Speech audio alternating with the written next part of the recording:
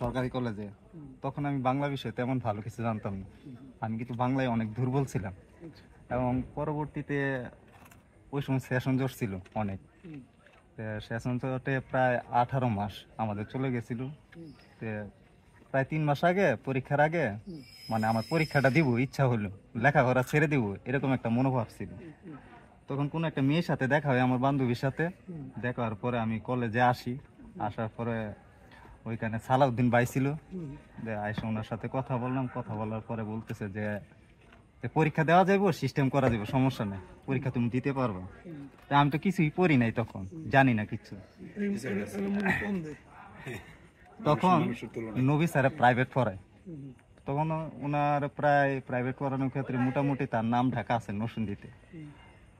ওই সুবাদে তার কাছে প্রাইভেট পড়তে গিয়ে তখন প্রথম পরিচয় হয়। স্যারে যখন মেঘনাদ বধ কাব্য পড়াচ্ছে, আমাদের পাঠ্য ছিল,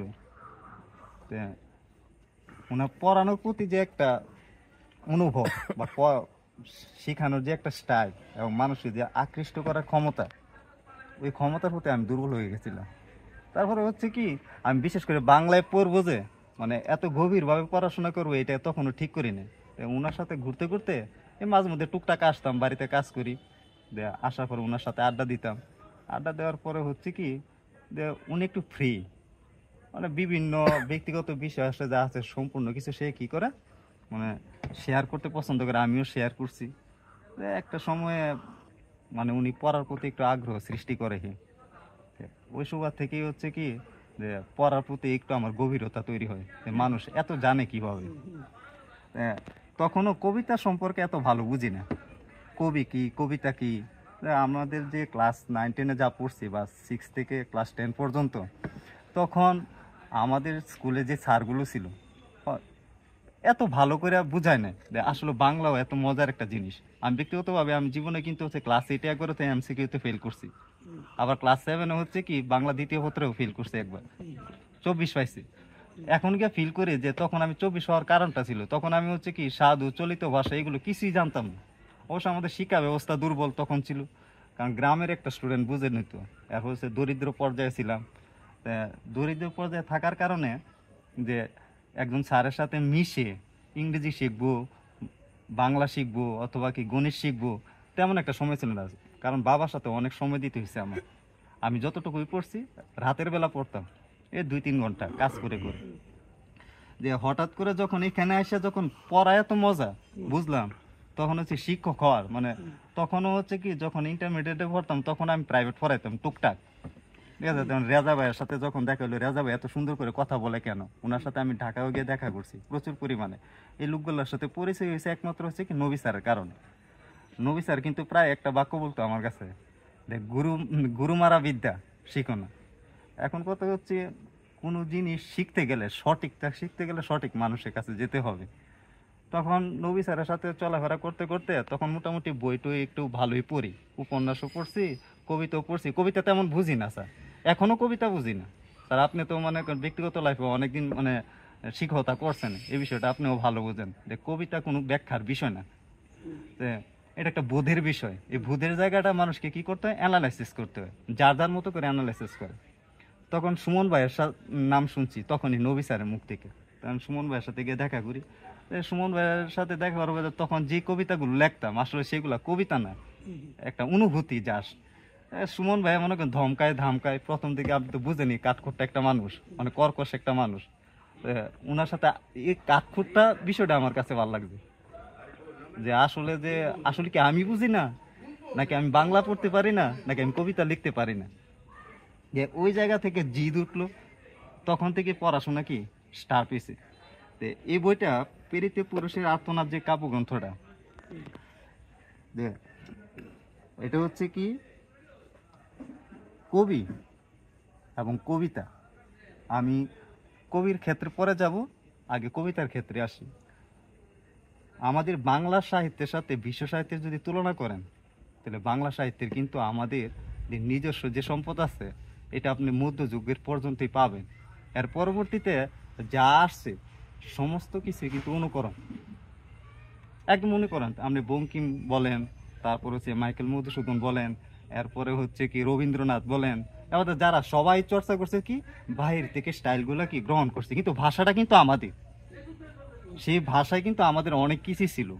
আমাদের এই অঞ্চলের যে চর্চাগুলো সবচেয়ে বেশি করছে, যেগুলো হচ্ছে কি আমাদের নিজস্ব যে দর্শনগুলো ছিল, যে বৌদ্ধের একটা দর্শন ছিল, তারপর যে তন্ত্রমন্ত্রের তো একটা বিষয় ছিল, আমাদের বাঙালিদের অস্তিত্বের যে বিষয়টা ছিল, শেকরের যে বিষয়টা ছিল, ওই বিষয়ে কিন্তু আমরা এখনো যেতে পারি না ভালো করে। আর ওইখানে আমাদের অমিলের কারণেই কিন্তু আমাদের দেশে এত সমস্যা তৈরি হচ্ছে। একজনে ইসলামের কথা বলছে, আরেকজন হচ্ছে কি হিন্দুর কথা বলছে। এখন আমি কি বা আমি কে, আমার শেকড়টা কোথায়, সে প্রশ্নটা কিন্তু এখনো কেউ ভালোভাবে সমাধান করে নাই। যে এই কবিতার ভিতরেও স্যার বর্তমান যে পরিস্থিতি আছে, যে কাব্যগ্রন্থটা আছে, পুরাটা কাব্যগ্রন্থের ভিতরে 39টা কবিতা আছে। 39টা কবিতার ভিতরে আপনি যদি পাঠ করেন, মানে আলাদা যদি করি, আলাদা করার ক্ষেত্রে এখানে হচ্ছে কি কবির অনেক জায়গাতে মানবিক ভূত আছে, যে মানুষের কাছ থেকে মানুষের যে ভালোবাসা হারিয়ে যাচ্ছে, একজন মানুষ আরেকজন মানুষকে ঘৃণা করছে।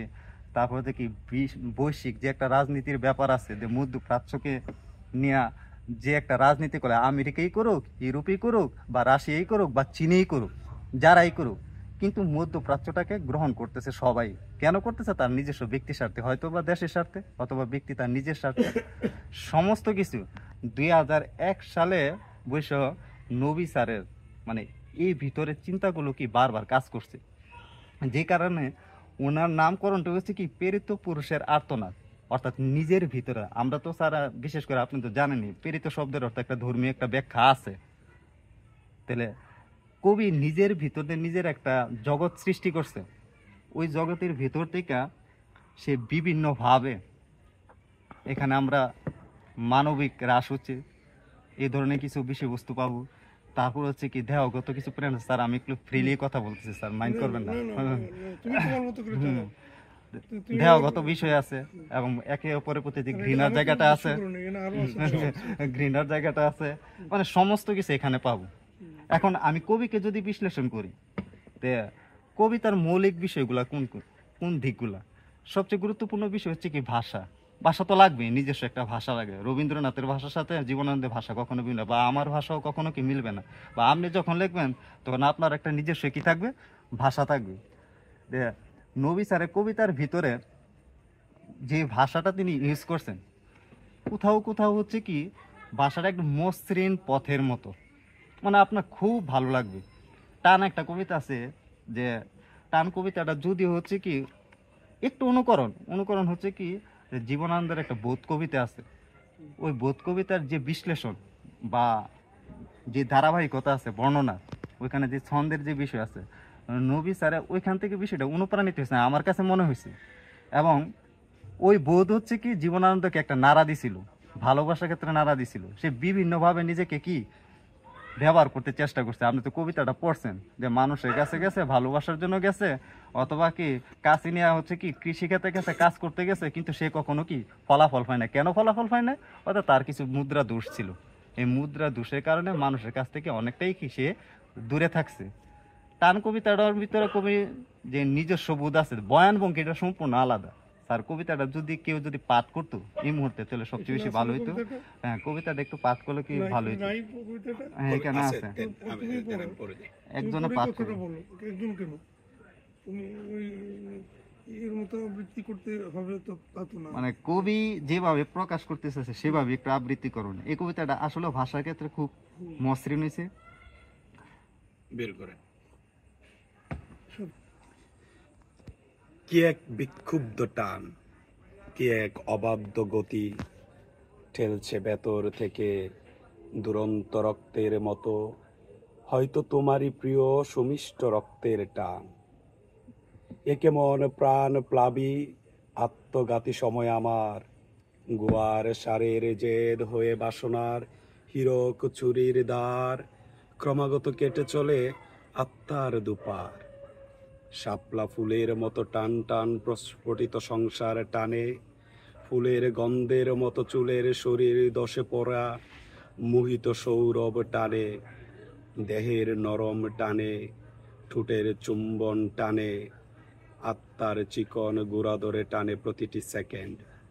কি এক মাতাল টান, কি এক দুর্দান্ত গতি, ঠেলছে ভেতর থেকে, রক্তের চিৎকার হয়ে বেসামাল পাক ওঠা গরম রক্তের তীরে। এ কেমন দিন যায়, মুহূর্ত যায়, মুহূর্ত যায়, পলে পলে টান মারে শার্টের কলার ধরে। একদার খুব বেশি বিমিষাময় সংসার, হাতের আদর টানে, বুকের নরম টানে, চোখের কাঁপন টানে, আর আর সমগ্র দেহের টান এড়াতে পারি না প্রিয়, প্রিয়তমা। কি এমন জেদি টান, কি এমন গতির ক্ষিপ্রতা। আরো আছে মনে হয় কবিতা নিচে, না, নিচে তো আর নাই। আরেকটু আছে কবিতাটা বড় আছে। ও আবার উল্টাইছে, ওটা এদিকে দিছে দিয়ে মনে আবার হয়। উল্টে গেছে গা। এইভাবে ভেতর মুষড়ে ফেলে দুরন্ত রক্তের মতো, শরীরের মাংস সব প্লাবিত পলির মতো, পিস্তলের গুলি সমগতি নিয়ে দৌড়াই দৌড়াই।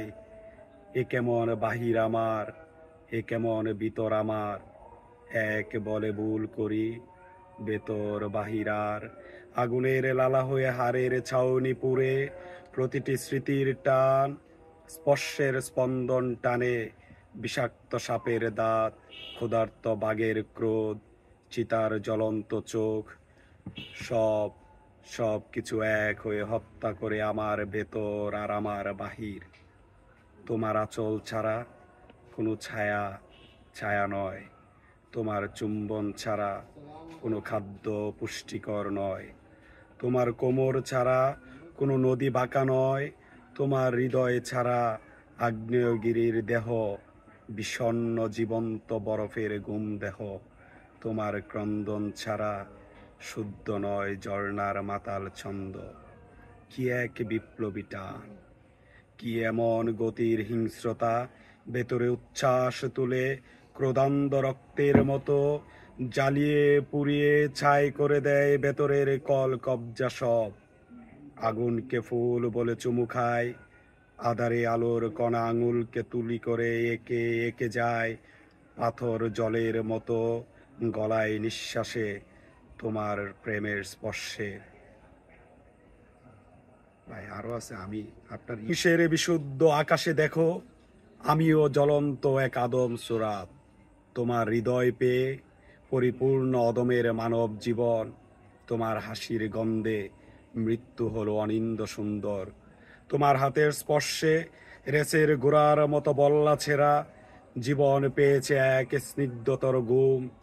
তোমার চুম্বন সুধা প্রতিভাকে প্রজ্বলিত করে গেছে উলঙ্গ ভালভের মতো। কি এক ক্ষুধার্ত টান, কি এক গোয়ার গতি, ঠেলছে ভেতর থেকে দুরন্ত রক্তের মতো, বেসামাল পাক ওঠা গরম রক্তের ভাঙা তীরে। রক্তের চিৎকার শুনে উঠে আসি তোমার রক্তের পাশে, রক্ত পাই ক্ষুধার্ত যুকের মতো। কি এমন জেদি টান, কি এমন গতির ক্ষিপ্রতা, দুরন্ত চিতার মতো মাংসাশী ক্ষুধা তুলে আমাকে দৌড়ায় তোমার দেহের দিকে। ভাষা কোথাও দেখবেন হচ্ছে কি খুব মসৃণ, মানে একদম কাব্য ঢং ঠিক আছে, এর ভিতরে প্রবেশ করা যায়। আবার কোথাও কোথাও হচ্ছে কি কবির শব্দ চয়নের ক্ষেত্রে, কবিতার একটা ভাষার মূল্যবান একটা বিষয় হচ্ছে কি শব্দ। যে শব্দ চয়নের ক্ষেত্রে উনি কিছু কিছু বিষয় কোথাও মিথ থেকে নিছে, কোথাও ব্যক্তিগত কিছু ইমেজ আছে, এবং যে শব্দগুলো আমাদেরকে সবচেয়ে বেশি ভাবায় ওই শব্দগুলো এবং ওই সময়ের জন্য। যেমন কিছু কিছু শব্দ আছে এখানে দেখবেন স্যার হচ্ছে কি মহাভারত থেকে নিছে, মহাভারত থেকে হচ্ছে অর্জুনের যে বিষয়টা আছে, তারপরে রামায়ণ থেকে নিছে, তারপর হচ্ছে আবার কিছু শব্দ নিছে হচ্ছে বাইবেল থেকে, এবং নিলেও ওইগুলো হচ্ছে কবি নিজের মতো প্রয়োগ করছে সবগুলোই। আপনি বাইবেল থেকে যে দুইটা শব্দ নিছে, একটা আছে মথির প্রতি সুসমাচার, আর একটা আছে মার্কের প্রতি সুসমাচার। এই দুইটা কবিতার প্রতি স্যার একটু আগে আপনি বললেন না যে মৌলভীবাজারের যে ঘটনা, যে সিল্কি বালুলিয়া যে একটা লুটপাট চলছে, অথবা রাষ্ট্রীয় যে ব্যবস্থা আমাদের যে কুৎসিত যে রাজনীতি, এটা তখনও ছিল। ওই সময় কবি ওই সময় থেকে কি ফিল করছে, আমাদের সংসদ ভবনের কথা বলছে, মন্ত্রীদের কথা বলছে, তারপর হচ্ছে কি গোটা বিষয়টা নিয়ে কবি খুব কি আছে, হতাশায় আছে। কবির মতো করিয়া সে যে কাল্পনিক যে একটা রাজ্য খুঁজে, কাল্পনিক যে একটা দেশ খুঁজে, ওই দেশের মতো কবি এখানে কি খুঁজে পাচ্ছে না, যেখানে মানুষের প্রতি ভালোবাসা থাকবে, মানুষের অধিকার থাকবে। সে বারবারই কি হতাশ হয়ে যাচ্ছে। এই কাব্যের মূল কবিতা হচ্ছে প্রেরিত পুরুষের কি আর্তনাদ। সে এসো রক্তক্ষরণের পথ বন্ধ করি, এই জায়গায় বলতেছে আমাদের ভিতরে যে রক্তক্ষরণটা আছে, মানুষের যে রক্তক্ষরণটা আছে, মানুষের যে অধিকার আছে, এই অধিকারের কথা বলতে গিয়ে এখানে স্যার দেখবেন হচ্ছে কি বিভিন্ন জায়গায় আমাদের অস্তিত্বের ভিতরে ঢুকে গেছে, একদম পূর্বপুরুষের কাছে চলে গেছে। যেটা হচ্ছে দ্রাবিড় গ্রামের কথা বলছে, যেখানে হচ্ছে কি বাঙালি শেকরের কথা বলছে। তো ওই জায়গাতে আমরা এখনো কি এক না। তে টোটাল কাব্যের ভিতরে আপনি বিষয়বস্তুর চিন্তা করলে, বিশ্ব চেতনাই বলেন বা দেশীয় চেতনাই বলেন, সব জায়গাতে কবির একটা অস্থিরতা ভাব আছে এটা বিষয়বস্তুর ক্ষেত্রে। এবং কবির আরেকটা বিশেষত্ব আছে এখানে স্যার। বিশেষত্বটা কি? ছন্দ প্রয়োগে। নবী স্যার খুব ভালোই ছন্দ জানেন। এখানে 4টা কবিতা আছে ছন্দ প্রয়োগে, যে অক্ষরবৃত্ত ছন্দে লেখা 3টা কবিতা। তাহলে হচ্ছে কি মাত্রাগুলো হচ্ছে কি 8, 4, 6।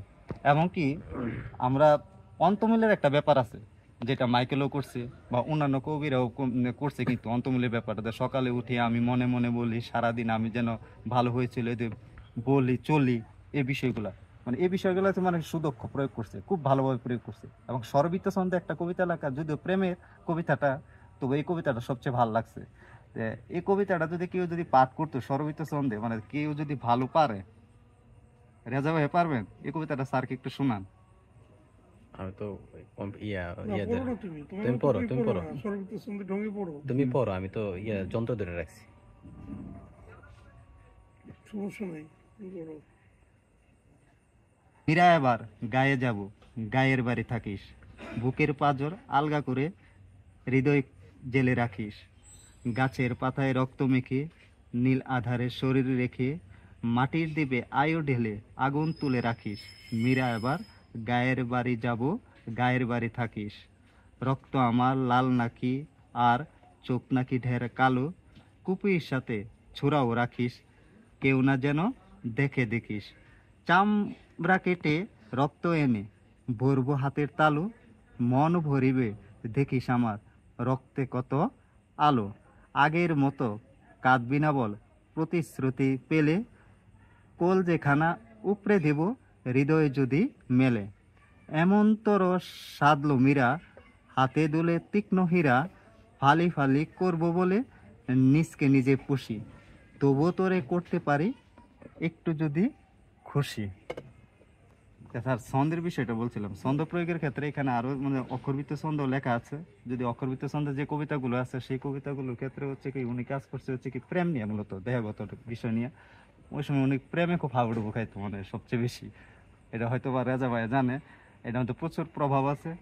এবং আমাদের যে নিম্ন শ্রেণীর যে বিষয়গুলো আছে, যেমন হচ্ছে অন্তজ শ্রেণীর যে সিম্ফনি নামে একটা কবিতা আছে, ওইখানে কথা বলতে গিয়া যে রাবণ কিভাবে মানে হচ্ছে কি দৈবিক শক্তির কাছে পরাজিত হলো। তাই হচ্ছে কি আমাদের এই সমাজে বা বঙ্গ অঞ্চলে আমরা যেভাবে চিন্তা করি, আমরা কিন্তু একটা শ্রেণী আর্যদের দ্বারা কি হয়েছি, অত্যাচারিত হয়েছি প্রচুর পরিমাণে। তে ঐশ্বরিক শক্তির উপর ভিত্তি করে তারা যে রাজনীতিটা করছে, ওই রাজনীতির কুপানলে আমরা কিন্তু দিনে দিনে কি জ্বলে পড়ছি, সেই বিষয়টা কিন্তু আমরা কখনোই বুঝতে পারিনি।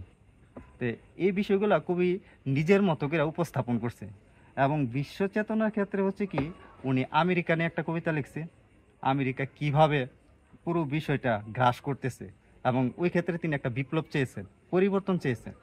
যে কারণে হচ্ছে কি তিনি আরেকটা কবিতার ভিতরে আজকে হায়ারোগ্লিফিস, পৃথিবী বিনির্মাণ, এটা মনে হয় একটা বিজ্ঞানের বিষয়, এটা পরিবর্তনের একটা বিষয়ের কথা বলছি।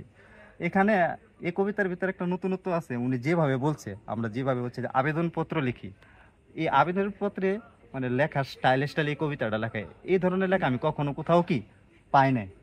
এবং এটা হচ্ছে তার একান্ত ব্যক্তিগত। এবং নবী স্যারের কবিতার ভিতরে যদি মানে সব দিক দিয়ে ঠিক আছে, যদি আমি হচ্ছে ত্রুটি ধরি, ত্রুটি জায়গাটাও বলা উচিত।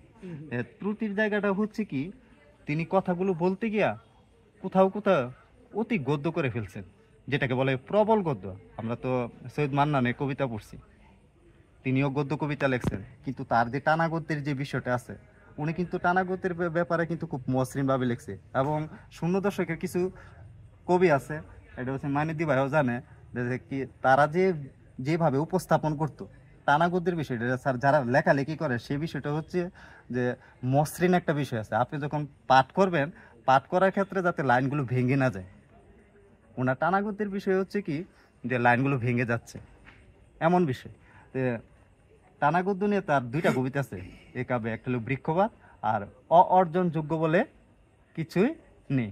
এই দুইটা কবিতা তিনি টানা গদ্যে লিখছেন, কিন্তু টানা গদ্যের বিষয়টা মানে কবি এতটাই কি দক্ষ না।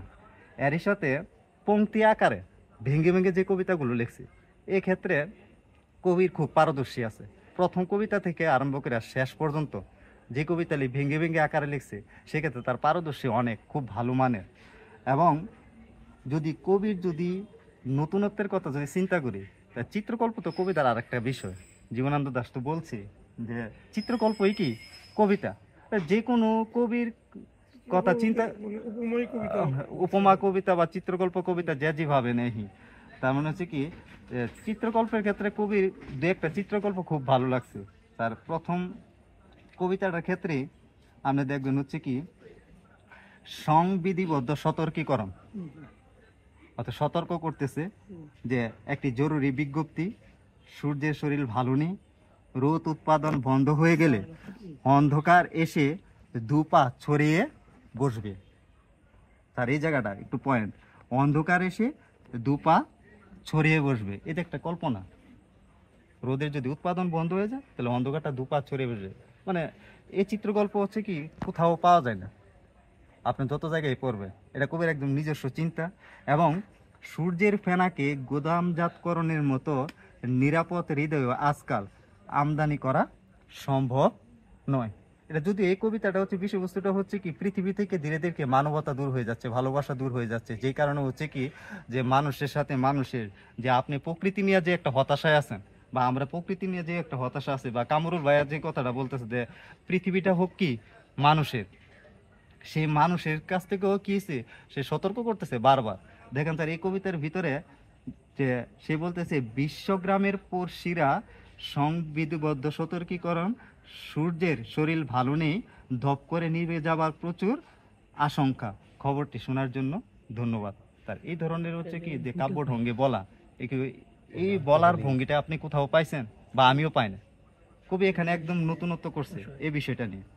তারপর হচ্ছে আমি যদি উপমার কথা বলি, এখানে যতগুলো উপমা প্রয়োগ করছে সবগুলো উপমাই একদম নতুন।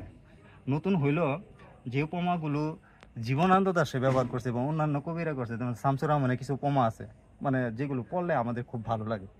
এবং উপমার বিষয়টা হচ্ছে কি শব্দের সাথে, স্যার শব্দের সাথে ভাষার সাথে এমনভাবে মিশতিব যেখানে আপনি ঢুকলে আপনাকে কখনো কি হচ্ছে একদম নাড়া দিবে না, আপনি গভীরভাবে ঢুকে যাবেন। কবিতা পড়ার ক্ষেত্রে যেমন হচ্ছে কোনো কিছু নাই পৃথিবীর মধ্যে। আপনি যখন রবীন্দ্রনাথ পড়েন, রবীন্দ্রনাথের যদি সোনার তরী থেকে আরম্ভ করে চিত্রায় যান, চিত্রায় গেলে রবীন্দ্র দর্শনে কি পান? জীবন দেবতা পান। ওই জীবন দেবতা এই কবিকে কি টেনে টেনে নিয়ে যাচ্ছে, কে লিখছে কবি নিজেও জানে না। মানুষ মন্দিরেতেও মানে কি সে বলতেছে আর কত দূরে নিয়ে যাবে। তার মানে হচ্ছে কি যে কবির যে পুরো ভাবটা, ওই পুরো ভাবটা এমন ভাবে প্রকাশ করতে হবে যে প্রকাশের ভিতরে হচ্ছে কি পাঠককে খুব টানবে। টানার ভিতরে যে আরেকটা কবিতা হচ্ছে কি, যে কবিতা আমার বেশি টানের কথা যেহেতু আসছে, যে কবিতাটা অতি গদ্য হলো, কবিতাটা সুন্দর লাগছে, অনেক একটু ব্যতিক্রম মনে হয়েছে। তাহলে মানুষ হোক মানুষের নাম, এই কবিতাটা কথোপকথন স্টাইলে লেখাহি, কিন্তু তারপরও হচ্ছে কি উপস্থাপন ভঙ্গিটা এখানে খুব সুন্দর ছিল। আমি দু একটা লাইন স্যার আপনাকে শোনাই। এই যে জনাব শুনছেন, আপনাকে বলছি কি নাম আপনার? নাম নেই আমার তেমন কোনো। পৃথিবীতে তো মানুষের তো নাম তো থাকার বিষয় না। আমার নাম যদি শার্ট হইতো তাহলে শার্টই ডাকতো, তাই না স্যার? বা ছাগলকে আমরা যে রূপে ডাকি, আমরা যদি ছাগল বলতো তখন ছাগল হিসেবে আমরা উন্নত প্রাণী হিসেবে হইতাম। তার মানে এই কবিতার ভিতরে কবি ডাক দিতেছে হচ্ছে কি প্রকৃতপক্ষে আমাদের ভিতরে মনুষ্যত্ব জাগার জন্য। তাহলে এই জায়গায় কবি নতুনত্ব, আপনি দুইটা দিক পেলেন। একটা হচ্ছে কি উপস্থাপন ভঙ্গির ক্ষেত্রে তিনি নতুনত্ব নিয়ে আসছেন, এবং শব্দ চয়নের ক্ষেত্রে তিনি খুব পাণ্ডিত্য দেখাইছে, প্রচুর পরিমাণ পাণ্ডিত্য দেখাইছে। এখানে সাধারণ পাঠক পড়াটা একটু দুর্বিষহ, একটু কষ্টকর হবে। কেন কষ্টকর হবে? এত পরিমাণ শব্দ ব্যবহার করছে স্যার, মহাভারত থেকে বা মিথিকা, এগুলো যদি না জানে, এরপরে ইতিহাসও ঢুকে গেছে মাঝে মধ্যে, মেসোপটেমিয়া গেছে, সিন্ধু নদের কথা বলছে এবং আমেরিকার বিভিন্ন বিষয় আসে কথা বলছে। টোটাল বিষয়টা যদি না জানা থাকে আর টোটাল বিষয়টা সে যদি না বুঝে, তাহলে এই কাব্যগ্রন্থ অনেকে বুঝবেই না। এটা কঠিনের ভিতরে কথা বলতেছি এবং সহজের ভিতরে সে প্রেম নিয়ে যে কবিতাগুলো লিখছে, একটা প্রেম হচ্ছে কি তত্ত্বাবধায়ক আগুন। যদি এখানে শেষ পর্যন্ত গণতন্ত্রে চলে গেছে, আমি দেহগত প্রেমের কথা বাদ দিলাম স্যার, এরপরে দেহগত প্রেমের বিষয়টা বলতেছি। দেহবাদ 1, দেহবাদ 2, এটা হচ্ছে প্রেমের কবিতা। পৃথিবীর সৃষ্টির ব্যাকরণ, এটা হচ্ছে প্রেমের কবিতা। বেঁচে থাকার কবিতা, এটাও একটা প্রেমের কবিতা। আর বাংলাদেশ ব্যাংক নামে একটা কবিতা আছে, সেই কবিতা হচ্ছে বাংলাদেশকে কিভাবে শোষণ করতে আন্তর্জাতিক ব্যাংকে খেতে, অথবা আমরা কিভাবে ঋণগ্রস্ত করছি। মানে এই কবিতার ভিতরে যে শব্দগুলো ইউজ করছে, সম্পূর্ণ কবি খুব সুন্দর এবং পারফেক্ট ভাবে কি ইউজ করছে। আমি কবিতাটা স্যার আপনাকে শোনাই যে, বাংলাদেশ ব্যাংকের অনুর্বর গালে যথাযোগ্য আধ্যাত্মিক চুম্বন নেই বিশ্বব্যাংক মহাশয়। আধ্যাত্মিক চুম্বন নেই বিশ্বব্যাংক মহাশয়ে।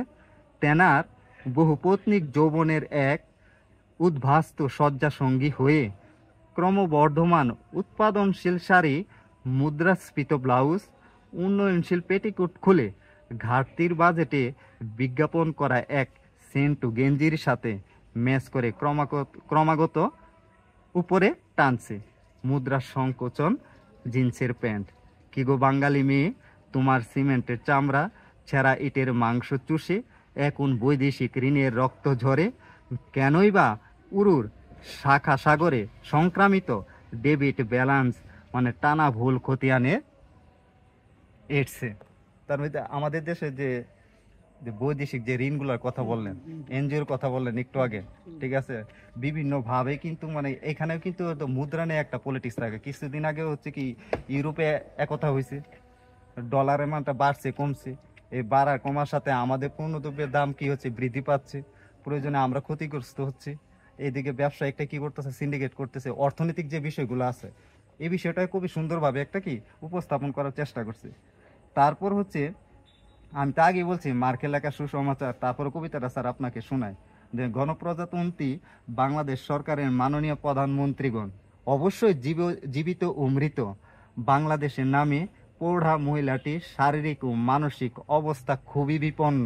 তাছাড়া এমন দুর্দিনে তার সন্তানেরা গ্লাস গ্লাস সুস্বাদু রক্তের শরবত, বৈদেশিক ভারতের উৎকৃষ্ট আতশবাজি আর অসংখ্য পত্রিকার হেডলাইনের সমান ক্রোধ নিয়ে মেতে আছে। সংসদ ভবনে সম্মানিত স্পিকার মহোদয়ের টেবিলে বাংলাদেশ লজ্জায় উদুম হয়ে দাঁড়িয়ে আছে।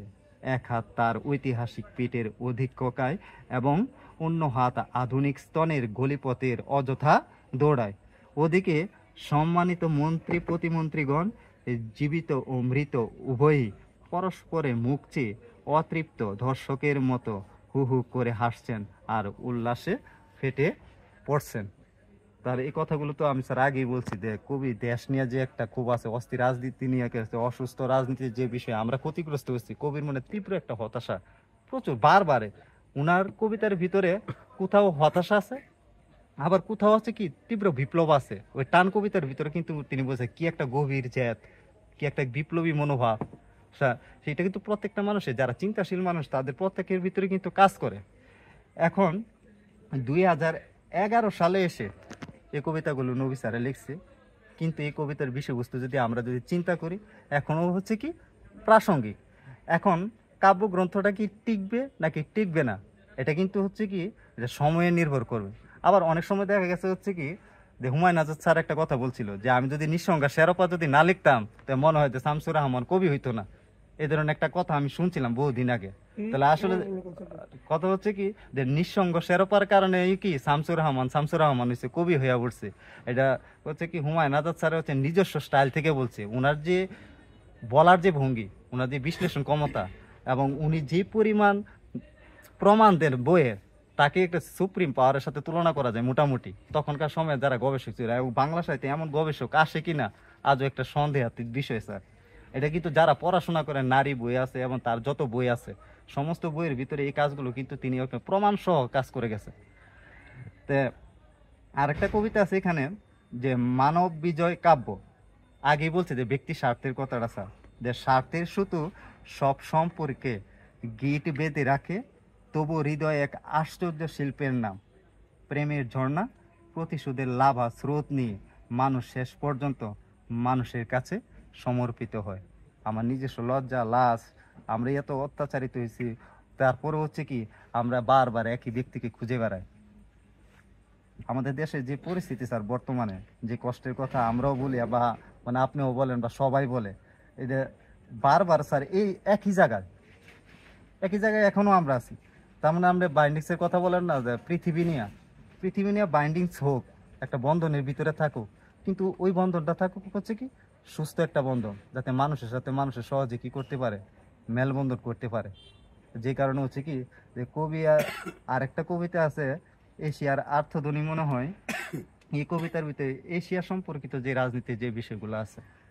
সো স্যার আমি বেশি কথা বলতে চাই না, যে কবিতার ক্ষেত্রে কিছু কিছু কবিতা আছে খুবই ভালো মানের, আর কিছু কিছু কবিতা আছে একদম নিম্নমানের, যে কারণে হচ্ছে আপনি ভাষাগত দিক থেকে হুচট খাবেন, আবার হচ্ছে কি যে কিছু শব্দ কবি কি অর্থে ব্যবহার করছেন সেখানে আপনি হুচট খাবেন, মানে বুঝতে পারবেন না। তাহলে বুঝতে পারলে এটা কি কবির ব্যর্থতা নাকি আমার পাঠক হিসেবে আমি ব্যর্থ, আমি সেটা জানি না স্যার, এতটুকুই।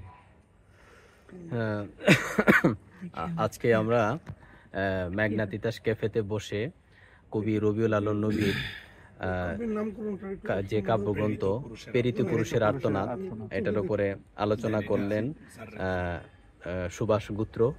সুভাষ গুত্র না তোমার সূত্রধর কি নামে লেখো? হ্যাঁ, সুভাষ সূত্রধর সূত্রধর গোত্র একটা বলবে আচ্ছা, স্যার। সুভাষ গুত্র আজকে আলোচনা করলেন। সুভাষ গুত্র কবি রবিউল আলম নবীর বা নবী ভাইয়ের আন্তরিক স্যার কি একনিষ্ঠ বইটা ছাত্র। দেখাবো স্যার আপনাকে? না, ওই নামকরণ এখানে উপস্থিত আছেন যারা নিয়মিত পাঠ করেন সবাই, বা পাঠচক্রের সাথে যারা আছেন তারা সবাই এখানে উপস্থিত আছেন, অনেকে উপস্থিত নাই। তবে এই আলোচনার উপরে প্রেরিত পুরুষের আর্তনাদ যদি বইটা আমাদের কাছে থাকতো আর একটু ভালো হতো, কিন্তু বইটা যেহেতু আপাতত নাই, আমাদের আলোচনাটা অনেকটা ঘরোয়া আলোচনার মতো, এত প্রফেশনাল সভা সেমিনারের মতো না। তারপরেও সুভাষ গুত্র যে আলোচনা করলো খুবই অল্প ভাষায়, পলাশ পত্রিকার সম্পাদক মাইন সরকারের কাছ থেকে জানতে চাইবো যে সুভাষ গুত্রের আলোচনাটা কি, কেমন হইলো, বা এটা দিয়ে আপনি খুব অল্প করে ছোট করে। আসলে বলতে গেলে হলো যে প্রথমে রবিউল আলম নবী ভাইকে বলতে হবে। ওনার সাথে ওনার নামের সাথে আমার পরিচয় করাই না, দিচ্ছে। না, ওটা দরকার নাই, ওটা করতে গেলে অনেক কথা। সরি, হ্যাঁ, এখানে ভিডিও হচ্ছে। ওই শুধু ওই কাব্য এবং যিনি আলোচনা করছেন এই প্রসঙ্গ, এই প্রসঙ্গটা ওটা না হইলে আবার সময়টা আসলে একটা বইকে নিয়ে কথা বলতে গেলে বইয়ের কবিতাগুলো খুব ভালোভাবে চমৎকারভাবে কয়েকবার পড়তে হয়। একটা কবিতাকে বারবার পাঠ না করে মানে ওইটাকে নিয়ে কথা বলা, স্যার এটা আমি মনে করি না, যে আমি এটা- বলছি যে সুভাষ গুত্র যে আলোচনা করছে, এই আলোচনা থেকে আপনি কতটুকু কবিকে বুঝতে পারছেন? আমাদের টপিক হলো এটা। সুভাষ ভাই যে আলোচনা করছে এই আলোচনা থেকে আপনার কবির প্রশংসা মানে নান্দি পাঠও পাওয়া গেছে, আবার এখানে কবির দুর্বলতাটাকেও সুভাষ ভাই বলছে কোথায় কোথায় দুর্বলতা আছে। হুম। কবির আশা, তারপরে কবির হতাশা, কবির স্বপ্ন, কবির নির্মাণ, কবি কেমন পৃথিবী চান, এইসব নানা বিষয় আসলে সুভাষ ভাই বলছে। তবে আমি যেই বিষয়টা বলতে চাইছিলাম ওইটা হচ্ছে যে রবিউল আলম নবী ভাইয়ের সাথে আমার পরিচয় হয়েছে কিভাবে, ওইটা ওই যে শহীদুল হক সুমন গল্পকার, হুম। তো উনি একদিন আমাকে বলল যে একটা গল্প দেখাইছে, এই গল্পটা আবার প্রকাশ করছে আমাদের যে প্রণব কুমার দেবনাথ, ওনার একটা পত্রিকা ছিল মানে প্রণবদা। প্রণবদার একটা পত্রিকা ছিল কেমিলিয়া। কেমিলিয়া। হুম। তো এই কেমিলিয়ার কোনো একটা সংখ্যার মধ্যে ওনার খুব চমৎকার একটা গল্প দেখছি এবং এটা আমাকে সুমন ভাই দেখাইছে। তো আমি গল্পটা পড়ে আমার কাছে প্রচন্ড রকমের ভালো লাগছে। হুম। মানে ওনার গল্পের মধ্যে যে শব্দের ব্যবহার, মানে গল্পের বিষয়বস্তু, এই বিষয়গুলো আমাকে মনে হয়েছে যে আরে চমৎকার, এত চমৎকার একটা গল্প পড়লাম। গল্পর নামটা যাই হোক ওইটা নাই বললাম আমি।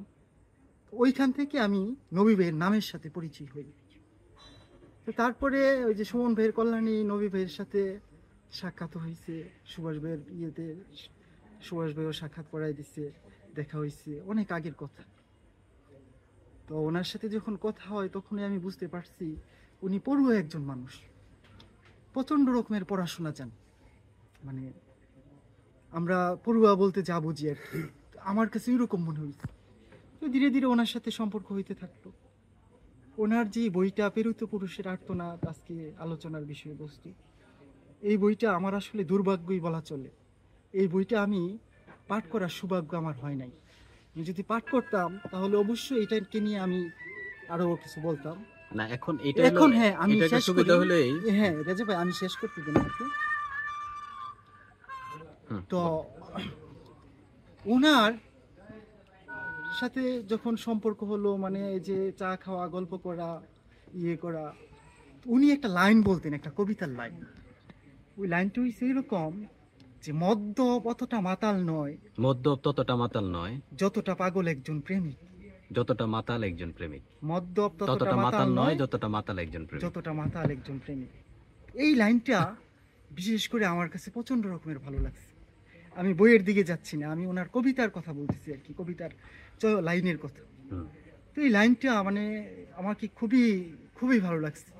এমনকি রবিউল আলম নবী ভাইয়ের এই লাইনটা আমি ম্যাক্সিমাম সময়ে কোথাও যদি আড্ডা দেই বা কোনো কিছুর গল্প করি, তখন আমার এই লাইনটা মনে পড়ে। এই লাইনটা অনেককে আমি বলি। হ্যাঁ মাইন ভাই আপনি ওই জায়গাটাতে হ্যাঁ, থাকেন, ওই মানে জায়গাটা, হ্যাঁ, ওই জায়গাটা আপনি যেহেতু পেরিত পুরুষের আর্তনাদ পড়েন নাই, হ্যাঁ হ্যাঁ সুভাষ গুত্র যে আলোচনা করছে এটার মধ্যে দিয়ে আপনি পেরিত পুরুষের আর্তনাদ কতটুকু বুঝছেন এটা শুধু আমাদের বলেন। না আমি শেষ করতে দিন আমাকে। হ্যাঁ, তো এই যে নবী ভাইয়ের কবিতার কথা বলতেছিলাম, হুম, যে মদ্যপ ততটা মাতাল নয়, যতটা মাতাল একজন প্রেমিক। যতটা মাতাল একজন প্রেমিক। তো এই লাইনটা, ওই যে একটা কবিতা আছে টান, টান একটা কবিতা আছে না সুভাষ ভাই যে একটু আগে পড়লো, হ্যাঁ, তো এইটাই আমারও একটা টান ওই যে নবী ভাইয়ের ওই লাইনটার প্রতি। ওই মদ্যপ ততটা মাতাল নয়, যতটা পাগল একজন প্রেমিক। তো তারপরে ওনারা বেশ কিছু গল্প পড়ার সৌভাগ্য হয়েছে আমার, গল্পগুলো পড়ছি আমার কাছে। আচ্ছা আচ্ছা, তাহলে যে বিষয়টা হলো আপনি সুভাষ গুত্র যে আলোচনাটা করছে এটার মধ্যে দিয়ে পেরিত পুরুষের আর্তনাদ কতটুকু বুঝছেন? আসলে প্রেরিত পুরুষের আর্তনাদ, আমি তো প্রথমেই আপনাকে বললাম যে একটা বইকে, মানে একটা কবিতাকে, কবিতা তো আমরা শিল্প সাহিত্যের যতগুলো শাখা বলি, এখানে তো অনেকগুলো শাখা আছে শিল্প সাহিত্যের। গদ্য আছে, কবিতা আছে, পদ্য আছে, কিশোর কবিতা আছে, ছড়া আছে, শিশুতোষ ছড়া আছে, প্রবন্ধ আছে, নিবন্ধ আছে, নানান বিষয়। তো কবিতা তো একটা, এখান থেকে সব থেকে উঁচু একটা বিষয়ের নাম হচ্ছে কবিতা বা কাব্য। তো এই কবিতা বা কাব্যকে নিয়ে, মানে একটা কবিতাকে নিয়ে বলতে হলে দেখা যাবে একটা মহাকাব্য হয়ে যেতে পারে একটা কবিতাকে নিয়ে বলতে গেলে। একটা কবিতাকে নিয়ে অনেক কথা বলা যায়, যায় কি না রেজে ভাই?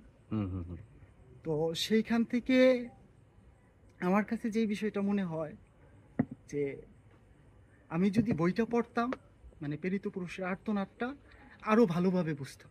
থ্যাংক ইউ মাইনুদ্দিন হ্যাঁ, ভাই। হ্যাঁ, হ্যাঁ। আমি আপনাকে শেষ করি। হ্যাঁ, তো সুভাষ ভাইয়ের যে আলোচনাটা করছে এই প্রেরিত পুরুষের আর্তনাদ নিয়ে, ওইখান থেকেও আমরা নানান বিষয়ে জানতে পারছি। যে আপনাকে প্রথমেই আমি বললাম যে একজন কবির স্বপ্ন, একটা দেশকে নির্মাণ করার ব্যাপার, ওই যে একজন কবির হতাশা, একজন কবির নানান বিষয় মানে ইয়ের মধ্যে আছে। তো এই কবিতাগুলো মানে আমি তো আপনাকে বললামই, আমাকে আরেকটু সময় দেন, আমি শেষ করি। বলেন মানে আপনি। তাড়াহুড়ো করলে তো মানে একটা বিষয় আচ্ছা আচ্ছা, বলেন শেষ করা যে যায় না, আপনার তাড়াহুড়ো কথা করার বলার দরকার নেই, একটা আপনি ভিডিওটা বলেন, দেখেন। এটা ওই যে আপনি চলে বলেন। যায়। বলেন, হ্যাঁ আপনি বলেন। বলেন। তো ওই যে রবিউল আলম নবীর ভাইয়ের কথা বলতেছিলাম, হ্যাঁ, ওই ওনার প্রেরিত পুরুষের আর্তনাদ। ওনার প্রেরিত পুরুষের আর্তনাদের চেয়ে যেহেতু বিষয়টা ওনার কবিতাকে নিয়ে কথা বলা, না না, শুধু প্রেরিত পুরুষের আর্তনাদ নিয়ে কথা বলা। একজন কবিকে শুধু প্রেরিত পুরুষের আর্তনাদ দিয়ে মানে করা যাবে না, না, আমরা আরো আনুষঙ্গিক ব্যাপার আছে, জিজ্ঞেস মাইন ভাই, ওইগুলো আমরা আসবো, যেহেতু এটা এক যুগ পূর্তি হয়েছে আমরা এটা নিয়ে বসছি, এই কারণে শুধু এই প্রেরিত পুরুষের আর্তনাদ নিয়ে আমরা কথা বলবো। এবং যেহেতু ধরেন আজকে বড় পুরুষের আলোচনা সম্ভব হয়নি, ছোট ভাবে আলোচনা করলাম, পরবর্তীতে আমরা বইটা প্রেরিত পুরুষের হ্যাঁ, আর্তনাদ। প্রেরিত পুরুষের আর্তনাদ নিয়ে একটা কথা আমি সবসময় বলি রে যাবে, একজন কবিকে আপনার যদি করতে হয়, কি বলে করতে হয়, একজন কবি, একটা কবিতা যদি আপনি পড়েন, তো অবশ্যই কবিকেও আপনার জানতে হবে। আপনি বারবার কবিকে ইরেজ করে দিতেছেন, মানে এই কবিকে ইরেজ করে দেওয়া যাবে না। যেমন আপনার ওই একদম একদম। হ্যাঁ হ্যাঁ, তো এই যে ওনার একটা গান আমার মনে পড়ে, একটা গান এরকম যে পৃথিবীর প্রাচীনে পথ, আমরাও প্রাচীন দুজন, 1000 বছর আগে যেমন হেঁটেছি এখনো হাঁটছি তেমন। তো একজন লেখকের শক্তি মানে ক্ষমতা হলো যে আমার মতো একজন পাঠকের এই লাইনটা মস্তিষ্কে গেঁথে গেছে। আমি তো আপনাকে বলছি এই বইটা, আমি এই বইয়ের কবিতাগুলো ভালোভাবে পড়ি না, ওই গানটা আমার ভালো লাগছে। আমার না, বিষয়টা আমার হলো মস্তিষ্কে মাইনুদ্দিন গেঁথে ভাই, গেছে। আপনাকে অনেক ধন্যবাদ। আমাদের এখানে আলোচনার একটা সময় সংক্ষিপ্ততা আছে, হ্যাঁ, হ্যাঁ, যে বিষয়টা হলো নবী ভাইয়ের অন্য দিক নিয়ে কথা বললে তো ধরেন আমরা অনেকে অনেকবার বলতে পারবো। হ্যাঁ, স্যার আছেন, স্যারের ছাত্র, হ্যাঁ, স্যার দেখা যাবে অর্ধরাত পর্যন্ত কথা বলতে পারবে। হ্যাঁ, হ্যাঁ, অবশ্যই। এই কারণে বললাম মাইনুদ্দিন ভাই, আপনাকে অসংখ্য ধন্যবাদ। আমরা অন্য সময় এসে এটা বিস্তারিত আলোচনা করবো। আপনাকে অত্যন্ত সুন্দর বলছেন, চমৎকার। এখন যে বিষয়টা হলো ভাই, আপনি তো ওনার সম্পর্কে একদমই পড়েন নাই। এখন প্রেরিত পুরুষের আর্তনাদ, যে সুভাষ গুত্র এক যুগ আগের একটা বই যে আলোচনাটা করলো, আপনার এই আলোচনা থেকে কি বুঝলেন? আমি আমার কাছে যেটা মনে হয় যে আমার নিঃশ্বাস যদি পৌঁছে যেত তোমার কাছে, আমি বিশ্বাস করি তুমি নিশ্চিত পুরো পৃথিবীর পথ ছেড়ে তুমি চলে আসতে আমার কাছে। এবং আমি সুভাষদার মানে ব্যাখ্যা শোনার পরে আমার খুবই চমৎকার লাগছে। এই লাইনটা কার? এটা বাসু, ও আচ্ছা আচ্ছা, আরিয়াল বাসু। আরিয়াল বাসু। আচ্ছা, আর এদের তো খুব শক্তিশালী লাইন। আমার নিঃশ্বাস যদি পৌঁছে যাইতো তোমার কাছে, আমি নিশ্চিত তুমি চলে আসতে আমার কাছে সবকিছু ছেড়ে, এমনই তো ভাবটা? হ্যাঁ, এমনই ওরে বাবা, ভাবটা। শক্তিশালী লাইন।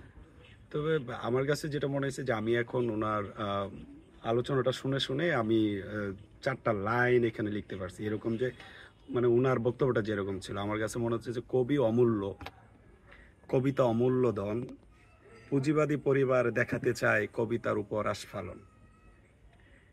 পৃথিবীতে আমাদের মানে এই পৃথিবীতে যতগুলো কবি, সাহিত্যিক কিংবা যত ধরনের লেখক এই পৃথিবীতে প্রতিষ্ঠিত হয়েছেন, তাদের যে নিজস্ব ডং কিংবা অন্য কারো দ্বারা প্রভাবিত, অনুপ্রাণিত, এই ব্যাপারগুলো অধিকাংশ সময় থেকে যায়।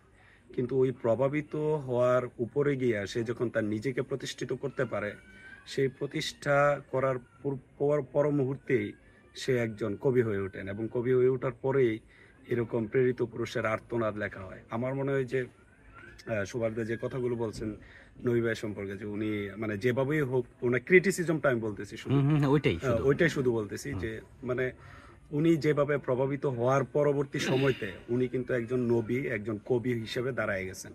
দাঁড়ায় যাওয়ার পরেই কিন্তু উনি একটা প্রেরিত পুরুষের আর্তনাদ, একটা কাব্যগ্রন্থ উনি লিখতে পারছেন, যেটা এখন হয়তো মানে প্রতিষ্ঠিত একেবারেই। তো আমি এই জায়গায় মানে এই জন্য বলবো, কবি হচ্ছে একেবারেই অমূল্য, একেবারেই ওনাদের কবিতাগুলো একেবারে নিরেট সত্য। যখন কোনো কবির ভিতরে কোনো ধরনের মানে শব্দের সত্যতার ঘাটতি থাকে, তখন সে আর কখনো নিজেকে মানে কবি হিসেবে ধারণ করতে পারে না। এবং যখন এটা ইনরিটেন হয়, যে একটা কবিতা যখন ছাপা হয়ে যায়, তখন সেই ছাপা কবিতা বা ছাপা অক্ষরের উপরে ওই কবির মানে অনেক বড় দায়বদ্ধতা থেকে যায়। তার অনেক কিছু কোট আনকোট করতে হয়, যে আমি একটা জিনিস যখন লিখে ফেললাম তখন সেটা কিন্তু আমাকে কোট আনকোট করা হবে, কিংবা আমাকে বিভিন্নভাবে মানে হ্যারাস করা হইতে পারে, বা এম্বারেস একটা সিচুয়েশনের মধ্যে পড়তে পারে। সেক্ষেত্রে আমি মনে করি যে কবি মানে নবী ভাই খুবই চমৎকারভাবে, অনেক সচেতনভাবে মানে কবিতাগুলোর মানে নির্মাণ উনি করতে পারছেন। তবে এটা আজকে 1 যুগ পার হয়ে গেছে। 1 যুগ পরবর্তীতে আমি যদি ওনার এই কাব্যগ্রন্থটা পড়ি নাই, পরবর্তীতে আমি মানে অনেক কিছু পড়ি না, ওনার ফেসবুকের সাথে আমি সম্পর্কিত এবং অনেক কিছু ওনার লেখা পাই আমি পড়ি। তো আশা করি ওনার আরো অনেক ভালো ভালো কাব্যগ্রন্থ বা যেটা যেটা উনি করতে চান, যেরকম ভাবে একেবারেই নিজস্ব ডং হোক বা মানে অপ্রচলিত ডং হোক, কিংবা কনভেনশনালি যত মানে ডং আছে উনি সেটা করুক। আমি ওনার কবিতার উপরে, ওনার মানে সুভাষদার আলোচনার উপরে যতটুকু জানলাম, আমার কাছে খুবই চমৎকার লাগছে, একেবারেই tremendous. Thank you so much. ধন্যবাদ কামরুল ভাইকে প্রসঙ্গে থাকার জন্য। এখন আল সৌদ, তুমি তো প্রায় শেষের দিকে আসছো। প্রেরিত পুরুষের আর্তনাদ সম্পর্কে সুভাষ গুত্র যে আলোচনাটা করলো, তুমি এই প্রসঙ্গে বলো তুমি কতটুকু রিয়েলাইজ করতে পারছো? আচ্ছা, সুভাষ গুত্রদের যে আলোচনা, এটা আমি একদম শেষের দিকে শুনছি। আবার আর একটু সময় সংক্ষিপ্ততা আছে, এটা একটু মাথায় রেখো। ব্যাপারটা আমি তো মানে এটা এখন কিছু পড়ছে আর কি, এটা আমি এর আগেও পড়ছিলাম। তো কবিতাতে যেটা নামটা খুব ভালো লাগছে আমার কাছে, প্রেরিত পুরুষের আর্তনাদ, যেখানে আসলে একজন মনে হইতেছে একজন পুরুষ যিনি কারো কাছ থেকে আসছেন, যে কেউ পাঠাইছে, তার কিছু আত্মনাথের কথা, যে কবিতার মধ্যে আসলে আত্মনাথের কিছু চিত্র ফুটে উঠছে। আর এই কবিতাগুলোর মধ্যে আমি এখন বসে যে কয়েকটা কবিতা পড়লাম, তার মধ্যে একটা কবিতার লাইনে অনেকটা আটকে গেছি, যে আমাকে দেখতে পাও দীপান্বিতা, মৌসুমী হাসির গর্বে পৃথিবীর অভিধান, 7টি মহাসমুদ্রে একসাথে ফুলে ওঠার শৈল্পিক শিল্পকর্মে, বুকের ব্লাউজের প্রত্যেকটি বুতামের অবারিত মৃত্যু। কবিকে তার কবিতায় যে অন্যতম প্রধান যেই পুরো মানে আমি যে কয়েকটা কবি পড়ছি, পুরো বলতে পারি না, এটার মধ্যে হচ্ছে আত্মনাদের যে আশাবাদিতা পাওয়া যায়, এই কবিতাটার মধ্যে একদম সম্পূর্ণ আশাবাদিতা পাওয়া যায়। যেমন কবি আশাবাদী, কবি এখানে কখনো দেশ নিয়ে চরমভাবে মানে হতাশাগ্রস্ত, কখনো চরমভাবে খুব উত্তেজিত, এই চিত্রগুলো কবিতার মধ্যে উঠে আসছে। আর সুভাষদার যে কথার মধ্যে যে কয়েকটা বিষয় দেখলাম, যে এখানে উনি যে একটা কথা বললো, কবিতায় কিছু নিম্নমানের শব্দ পাওয়া যায়, আমি শব্দকে নিম্নমানের বলতে চাই না, এখানে আসলে কবি কিভাবে প্রকাশ করেছে সেটা কবি জানে, কিন্তু কিছু কিছু বিষয় হলো আমরা সচরাচর যে শব্দগুলো ব্যবহার করি তার বাইরে কিছু শব্দ ব্যবহার করা হয়েছে। সব কিছু মিলে প্রেরিত পুরুষ আত্মনাটকে আমি একটা জায়গায় একটা শব্দে বলতে পারি, সেটা হচ্ছে প্রেরিত পুরুষ আত্মনাটটা আসলেই আত্মনাটের জায়গায় থাকে না, এই বইটা সেটা একটা আশাবাদী কবিতার বই হয়ে গেছে। ধন্যবাদ আলসাউদ, অত্যন্ত সুন্দর বলছো, তোমাকে অনেক অনেক ধন্যবাদ। শাহাদাত পড়ে আসছো, তো এখন তারপরে যদি তুমি অল্প কিছু বলো তোমার ফিলিংস, তুমিও একজন কবি মানুষ, প্রেরিত পুরুষের আর্তনাদের উপরে এতক্ষণ যা শুনলা তা থেকে তোমার কি মতবাদ দাঁড়াইছে? নবী নবী স্যার তো আমারও স্যার আর কি, কলেজ থেকে। উনি আমাদের ক্লাসে যখন প্রথম আসছে আর কি, তখন ভাবলাম যে কিরকম স্যার উনি, তো পরে দেখলাম যে হ্যাঁ, আরেকটা বিষয় একটু করি, নুই ভাইয়ের পার্সোনাল স্তুতি করার দরকার নাই, এই কবিতার উপরে কি বিষয়টা এটা শুধু বলো। আচ্ছা, হ্যাঁ, মানে নুই ভাইয়ের সাথে তোমার পরিচয় আছে এটা না, এই যে আলোচনাটা হলে আলোচনার উপরে কথাটা বলো শুধু, বা কবিতার উপরে আলোচনা। হ্যাঁ, আমি তো এত বেশি শুনিও না, বা আচ্ছা আচ্ছা আচ্ছা, যতটুকু শুনছো এটা ফিলিংটা বলো। এই বই পড়া হয় না আর কি, কিন্তু এই আড্ডাতে এসে ভালো লাগছে আর কি। অনেকদিন পরে নবী স্যারের বই নিয়ে আলোচনা হয়েছে, বা বইয়ের ভুল ত্রুটি বা পাওয়ারফুল দিকগুলো তুলে ধরা হয়েছে আর কি। তুমি কি প্রেরিত পুরুষ আর্তনাদ পড়ছো? না না, পড়ি নাই। আচ্ছা, বুঝতে পারছি। এখন আলোচনা শুনে তোমার কি মনে হলো? পাঠচক্র আর কি এখন ভালো লাগছে আর কি, এটাই থ্যাংক ইউ আলোচনা সম্পর্কে।